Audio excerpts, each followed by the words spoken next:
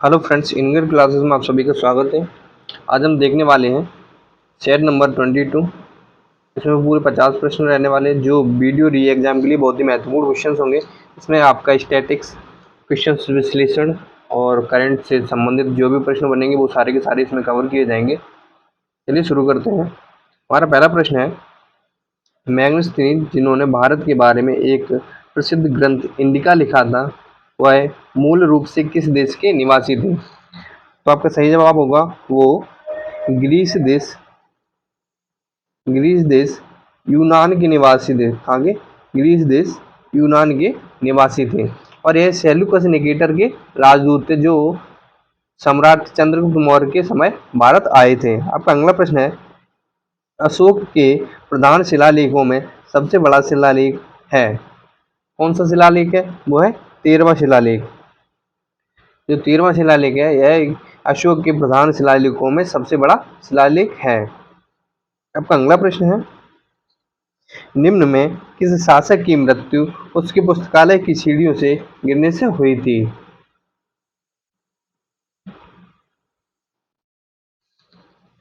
तो आपका सही जवाब है वो है हुमायूं। हुमायूं की जो मृत्यु हुई थी वो दिल्ली में ही दीनपना भवन में स्थित पुस्तकालय की सीढ़ियों से गिरकर हुई थी। आपका अगला प्रश्न है, भारत में अकबर का संरक्षक कौन था? प्रारंभ में भारत अकबर का संरक्षक कौन था? तो आपका सही जवाब रहने वाला है वो है बैरम खां। बैरम खां अकबर के संरक्षक के रूप में थे। और अकबर का जन्म कब हुआ था? तो अकबर का जन्म 1542 ईस्वी में 1542 ईस्वी में कहाँ पे हुआ था? अमरकोट में। अमरकोट में। आपका अगला प्रश्न है, पानीपत का द्वितीय युद्ध किनके बीच लड़ा गया था? तो जो पानीपत का युद्ध है वो किन किन के बीच में लड़ा गया था? तो जो पानीपत का द्वितीय युद्ध है वो अकबर और हेमू के बीच लड़ा गया था। ये कब लड़ा गया था? तो यह लड़ा गया था 5 नवंबर 1556 ईस्वी को। कब लड़ा गया था? 5 नवंबर 1556 ईस्वी को। इसमें हेमू की हार हुई थी और अकबर की जीत हुई थी। अब अगला प्रश्न है, वर्ष 1905 में बंगाल के विभाजन के दौरान भारत के वायसराय कौन थे? जो जब बंगाल का विभाजन हुआ था 1905 में, तो भारत के वायसराय कौन थे? उस समय भारत के वायसराय थे लॉर्ड कर्जन। कौन थे? Lord Curzon. आपका अगला प्रश्न है, अंग्रेजों के खिलाफ भारतीय सैनिकों द्वारा लड़ा गया बड़े पैमाने पर विद्रोह बेलोर विद्रोह किस वर्ष हुआ था? जो बेलोर विद्रोह है वो किस वर्ष हुआ था? तो आपका सही जवाब रहने वाला है वो है 1806 ईस्वी में। एक इस विद्रोह का कारण क्या था? इस विद्रोह का जो कारण था वो था कि जो मुख्य कारण था वो जो सिपाही थे उनके धार्मिक प्रतीकों को का प्रयोग करने से मना करना। आपका अगला प्रश्न है, यहाँ से एक क्वेश्चन और बन सकता है कि इस जब ये विद्रोह हुआ था 1806 में, तो उस समय भारत का जो शासन था वो किसके अधीन, मतलब कि वायसराय कौन था या फिर जब गवर्नर जनरल कौन था? तो वो थे जॉर्ज बारलो। कौन? जॉर्ज बारलो। आपका अगला प्रश्न है, मेरठ छावनी मेरठ छावनी 1857 की सैनिक विद्रोह की शुरुआत कब हुई थी? तो जो 1857 का जो युद्ध हुआ था या जो विद्रोह हुआ था उसकी शुरुआत मेरठ से 10 मई 1857 ईस्वी को हुई थी। कब हुई थी? 10 मई 1857 ईस्वी को। आपका अगला प्रश्न है, लोकसभा के पहले स्पीकर कौन थे? तो जो लोकसभा के पहले स्पीकर थे वो थे जेवी मालवंकर। कौन थे? जेवी मालवंकर। ये कब से कब तक थे? तो ये 1952 से लेकर 1956 तक यह लोकसभा अध्यक्ष के पद पर रहे थे। और इनकी मृत्यु के बाद, मतलब ये बीच में इनकी मृत्यु हो गई थी, उसके बाद में एम आनंद शयन अय्यर को लोकसभा अध्यक्ष बनाया गया था। आपका अगला प्रश्न है, भारत में निम्न में से किस लोकसभा अध्यक्ष का कुल कार्यकाल सर्वाधिक रहा है, जो सर्वाधिक कार्यकाल रहा है वो किस लोकसभा अध्यक्ष का रहा है? तो आपका सही जवाब होगा option C, doctor Balram Jakhar. इनका जो कार्यकाल रहा है वो सबसे ज्यादा रहा है भारत के इतिहास में, वो है 1980 से लेकर 1980 से लेकर 1989 तक। अगर बात करें कि वर्तमान में भारत के लोकसभा अध्यक्ष कौन है, वो है ओम बिड़ला।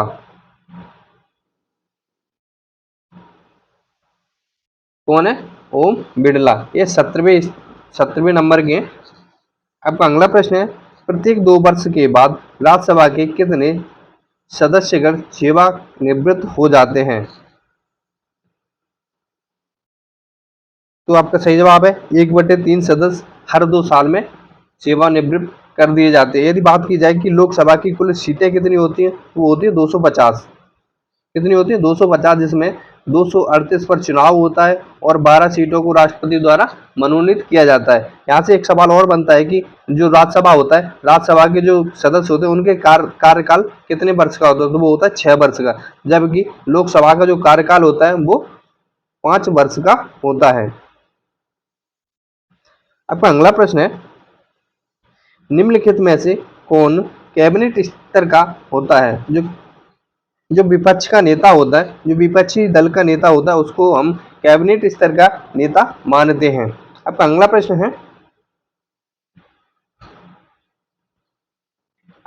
है, निम्नलिखित स्थानों में से किसे एमराल्ड द्वीप समूह के नाम से जाना जाता है? तो आपका सही जवाब होगा वो होगा अंडमान और निकोबार द्वीप समूह के एक स्थान को हम एमराल्ड द्वीप समूह के नाम से भी जानते हैं। यदि हम बात करें अंडमान निकोबार में कुल कितने द्वीप समूह हैं, तो वो है 572 द्वीप समूहों को मिलाकर अंडमान निकोबार का द्वीप समूह बनता है। यदि बात करें अंडमान में कितने हैं, तो अंडमान में है 550 और 22 जो द्वीप हैं वो है निकोबार में। अगर बात करें इसकी राजधानी, तो इसकी राजधानी है वो है पोर्ट ब्लेयर। क्या है? Port Blair.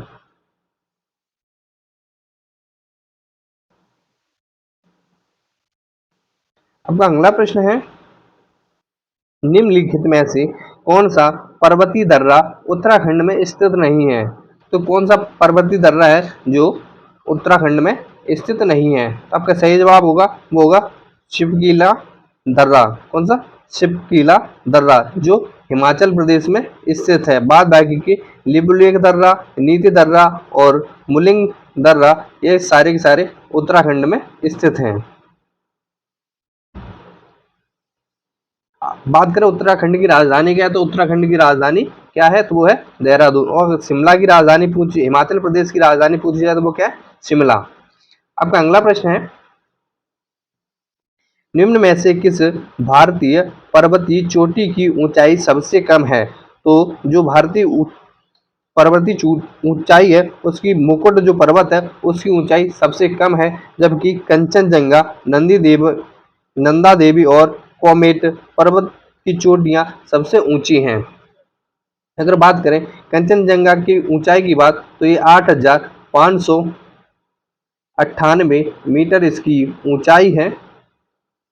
आपका अगला प्रश्न है, विश्व में सबसे बड़ा रेगिस्तान, गर्म रेगिस्तान कौन सा है? तो जो विश्व का सबसे बड़ा गर्म रेगिस्तान है वो है सहारा रेगिस्तान। यह 86 लाख वर्ग किलोमीटर में फैला हुआ है।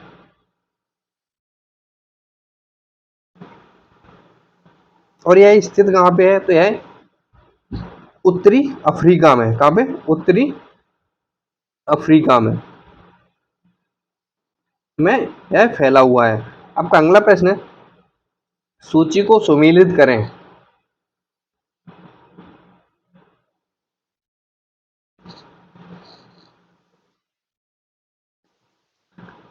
तो आपका सही जवाब होगा तंजानिया,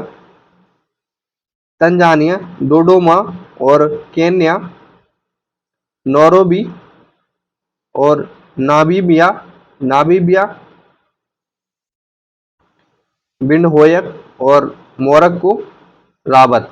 तो आपका सही जवाब होगा पहले का तीसरा, दूसरे का दूसरा और तीसरे का चौथा और चौथे का पहला। तो आपका सही जवाब होगा ऑप्शन ए। आपका अगला प्रश्न है, निम्नलिखित में से कौन सा देश आंशिक या पूर्ण रूप से सहारा रेगिस्तान में नहीं आता है? तो आपका सही जवाब होगा नाइजीरिया। नाइजीरिया सहारा रेगिस्तान में नहीं आता है, बल्कि अल्जीरिया, लीबिया और मिस्र यह सारे के सारे सहारा रेगिस्तान के भाग हैं। और इनके अलावा कौन कौन आते हैं? वो आता है चाड, अल्जीरिया, नाइजर, सूडान और ट्यूनीशिया। और ये सारे के सारे सहारा रेगिस्तान के अंतर्गत आते हैं। आपका अगला प्रश्न है, देश बंधु किसे कहा जाता है? जो देश बंधु है वो किस व्यक्ति को कहा जाता है? तो आपका सही जवाब होगा वो होगा चित्तरंजन दास। क्या होगा? चित्तरंजन दास जी को देश बंधु के नाम से जाना जाता है। जबकि लाला लाजपत राय को किस नाम से जाना जाता है? तो लाला लाजपत राय को पंजाब केसरी के नाम से जानते हैं। पंजाब केसरी के नाम से लाला लाजपत राय को जाना जाता है। आपका अगला प्रश्न है, निम्नलिखित में से कौन राजस्व व्यय का एक उदाहरण नहीं है? तो वो है एक प्रिंटर की मरम्मत कराना, यह राजस्व व्यय का उदाहरण नहीं है। आपका अगला प्रश्न है, घाटे की वित्त व्यवस्था का अर्थव्यवस्था पर क्या प्रभाव पड़ता है? तो आपका सही जवाब होगा वो होगा मुद्रास्फीति। आपका अगला प्रश्न है, प्रसिद्ध बांके बिहारी मंदिर उत्तर प्रदेश के किस शहर में स्थित है? तो जो बांके बिहारी मंदिर है यह मथुरा जिला के वृंदावन शहर में स्थित है, मतलब स्थित है।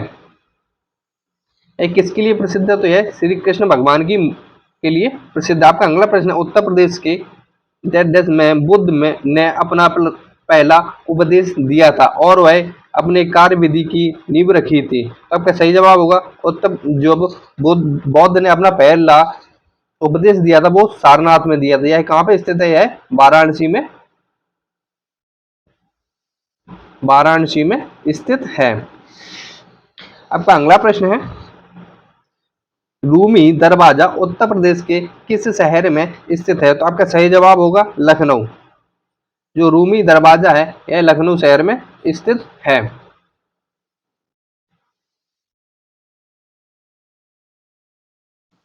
अगर बात करें रूमी दरवाजे की, जो रूमी दरवाजा है इसकी ऊंचाई कितनी है? अगर इसकी ऊंचाई की बात करें तो यह लगभग 60 फीट, कितना 60 फीट ऊंचा है। और यह बनवाया किसने था? तो यह बनवाया था अल्फाज उद दौला ने। कब बनवाया था? तो यह बनवाया था 1784 से लेकर 1786 ईस्वी के बीच में इसका निर्माण कार्य करवाया गया था। आपका अगला प्रश्न है, इखलास खां का रोजा या मकबरा उत्तर प्रदेश के निम्नलिखित में से किस शहर में स्थित है? आपका सही जवाब रहने वाला है वो है बदायूं। क्या है? बदायूं। कहाँ पे स्थित है? बदायूं जिले में स्थित है। और ये बात करें इसके बनवाने की, तो इसको बनवाया कब गया था? तो इसको बनवाया गया था 1690 ईस्वी में। किसके द्वारा बनवाया गया था? तो इल्खास खां की जो पत्नी थी उनके द्वारा इसको बनवाया गया था।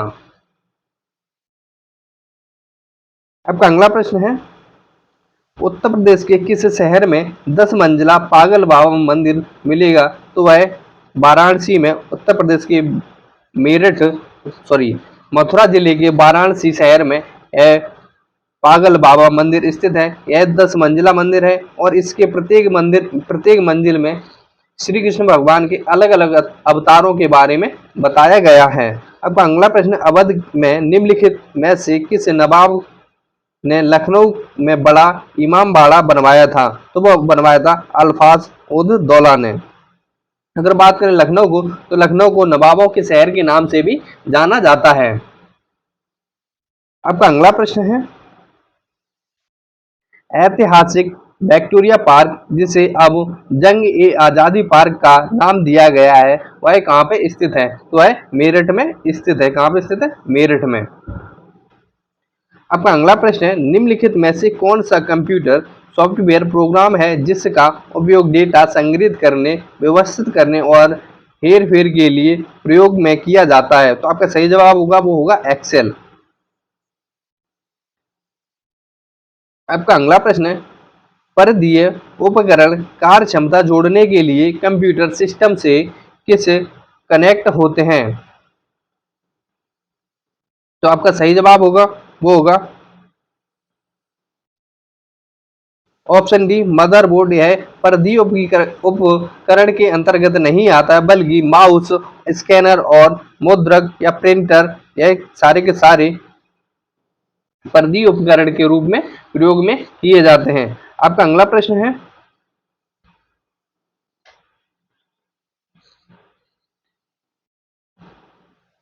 निम्नलिखित में से कौन सा एक उपाय नहीं है जिससे एक वायरस आपके कंप्यूटर को संक्रमित कर सकता है? तो आपका सही जवाब होगा वो होगा प्रलेख और पीडीएफ। यह संचिकाएं बनाता है, न कि कोई वायरस। बाद बाकी के अन्य ऑप्शंस ये हमारे जो है वो कंप्यूटर में वायरस पहुंचाने का काम कर सकते हैं।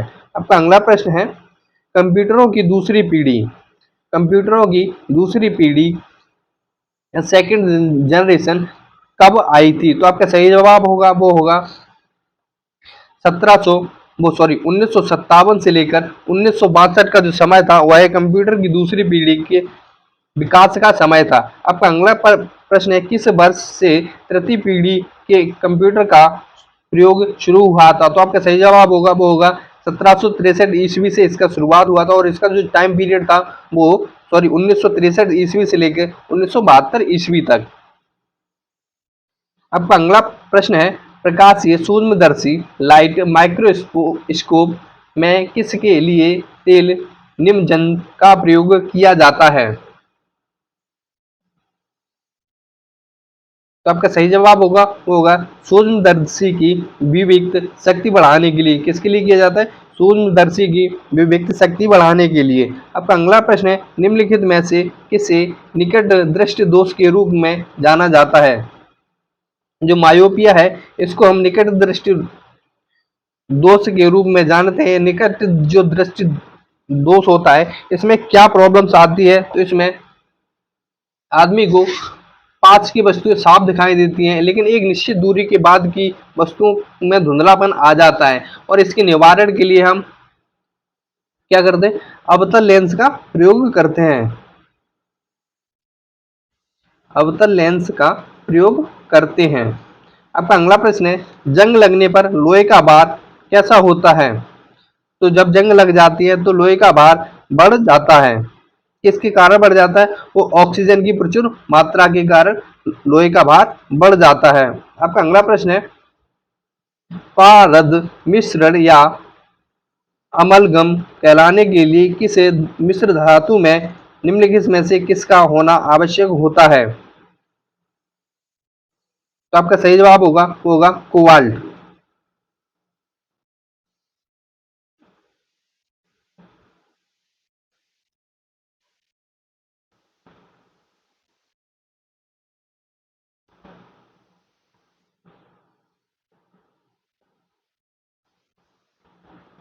आपका अगला प्रश्न है, हमारे पेट में स्थित पाचक रस में मुख्य रूप से होता है, जो पाचक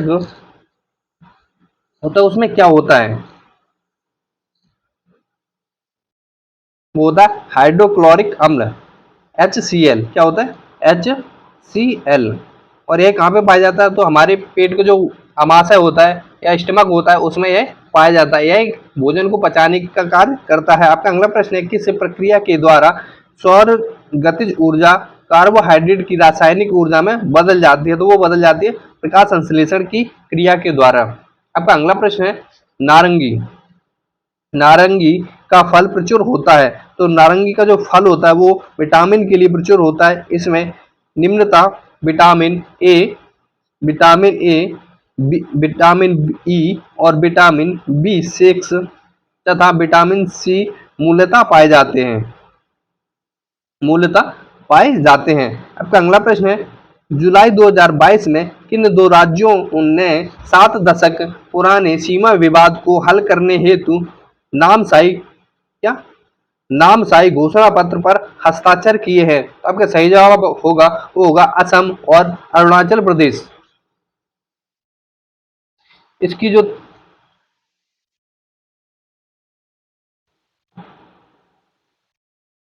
इसका जो सीमा विवाद था वो था 804 किलोमीटर का। कितना था? 804 किलोमीटर का। अब अगला प्रश्न है 15 अगस्त 2022 को किस संस्था ने स्वतंत्रता दिवस के अवसर पर पृथ्वी से लगभग 30 किलोमीटर ऊपर आसमान में भारतीय ध्वज फहराया था? तो वो फहराया था स्पेस किड्स इंडिया ने। किसने? स्पेस किड्स इंडिया ने। आपका अगला प्रश्न है अगस्त 2022 में किसने भारत के 14वें उपराष्ट्रपति के रूप में पदभार संभाला है? तो वो संभाला है जगदीप धनखड़ जी ने। जिसने संभाला है? जगदीप धनखड़ जी ने। और यह इस उपराष्ट्रपति बनने से पहले कहाँ के? पश्चिम बंगाल के राज्यपाल थे। क्या थे? राज्यपाल थे। और इन्होंने हराया, मतलब किसको हराकर इन्होंने चुनाव जीता था? तो वो हराया था मार्गरेट आल्वा को। किसको हराया था? मार्गरेट आल्वा को हराकर इन्होंने यह उपराष्ट्रपति का पद ग्रहण किया था। आपका अगला प्रश्न है मार्च में वर्ल्ड गवर्नमेंट समिट 2022 का आयोजन कहाँ किया गया है? तो जो वर्ल्ड गवर्नमेंट समिट है इसका आयोजन दुबई यूएई में किया गया है। इसकी थीम क्या रही है? तो जो इसकी थीम रही है वो रही है भविष्य की सरकारों का आकार देना। क्या है? भविष्य की सरकारों का आकार देना। आपका अगला प्रश्न है केंद्रीय स्वास्थ्य मंत्री डॉक्टर मनसुख मंडाविया द्वारा घोषित स्वदेशी टीबी संरक्षण त्वचा परीक्षण का नाम क्या रखा गया है? तो वो रखा गया है CTB। क्या रखा गया? CTB। आपका अगला प्रश्न है मई 2022 में किस राज्य में देश के पहले अमृत सरोवर का उद्घाटन किया गया है? तो आपका सही जवाब होगा वो होगा उत्तर प्रदेश। उत्तर प्रदेश में कहां पर किया गया? तो उत्तर प्रदेश में जो पटवई और रामपुर स्थान है यहाँ पर अमृत सरोवर का उद्घाटन किया गया है। आपका अगला प्रश्न है जून 2022 में संपन्न हुई भारत की प्रथम श्रेणी क्रिकेट प्रतियोगिता रणजी ट्रॉफी 2021-22 का खिताब किसने जीता है? तो वो जीता है मध्य प्रदेश ने। किसको हराकर जीता है? तो वो मुंबई को हराकर जीता है। और इसने पहली बार, मध्य प्रदेश ने पहली बार रणजी ट्रॉफी को जीता है। आपका अगला प्रश्न है 31वां सरस्वती सम्मान किसे प्रदान किया गया है? जो 31वां सरस्वती सम्मान है वो प्रोफेसर राम दरस मिश्र को मिला है। किसके लिए मिला है? तो जिनकी जो पुस्तिका थी बहुत ही महत्वपूर्ण पुस्तिका है वो है मैं तो यहाँ हूँ। मैं तो यहाँ हूँ। इस पुस्तका के लिए इन्हें 31वां सरस्वती सम्मान पुरस्कार दिया गया है। अब अगला प्रश्न है